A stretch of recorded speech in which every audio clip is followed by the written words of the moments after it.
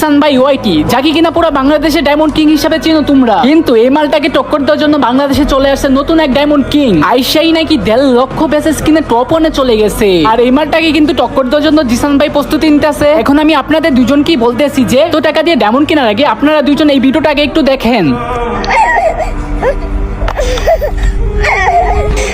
এই ভিডিওটার মানে কি একটু বুঝছেন? মানে একটা বাচ্চা মানে খাবার না খেয়ে মাটি খাইতেছে, আর তার হৃদয় ভাঙা কান্না শুধুমাত্র একটু পানির একটু খাবারের জন্য। শুধু সে নয়, তার মতো হাজার হাজার ফিলিস্তিনবাসী খাবারের অভাবে না খেয়ে মারা যেতেছে। আর আজকে একটা ভিডিওতে দেখলাম একজন মা বাংলাদেশ থেকে সাহায্য চেয়েছে শুধুমাত্র একটু পানির জন্য। আর হ্যাঁ, এসি টেটার ভাই আর জিসান ভাই ওয়াই, আমরা সবাই জানি আপনারা বাংলাদেশের গর্ব। হ্যাঁ, আমরা এটাও জানি যে আপনারা গরিব দুঃখীদের দান করেন। তো শুধু নিজেদের মধ্যে একজনকে টপকি আরেকজনের প্রতিশোধ নেওয়ার কোনো দরকার নেই। আমরা এটাও জানি যে আপনারা ডায়মন্ড কিং, আপনারা গেমের পিছনে কোটি কোটি টাকা খরচ করেন। শুধু নিজেদের মধ্যে ঝগড়া করে তো কোনো লাভ নাই। যদি এমন হইতো যে একটা দেশ আপনাদেরকে চ্যালেঞ্জ দিছে, তখন আপনারা প্রতিশোধ নিবেন, অবশ্যই প্রতিশোধ নিবেন। কেন বাংলাদেশ ছোট না হয়, গেমের মধ্যে এত টাকা না খরচ করে ওদের পাশে একটু দাঁড়া। আর গাইস, আমার কথাগুলো যদি তোমাদের ভালো লাগে তাহলে ওদেরকে কিন্তু ভিডিওতে মেনশন দিয়ে যাবা, যেন ওরা ভিডিওটা দেখতে পারে।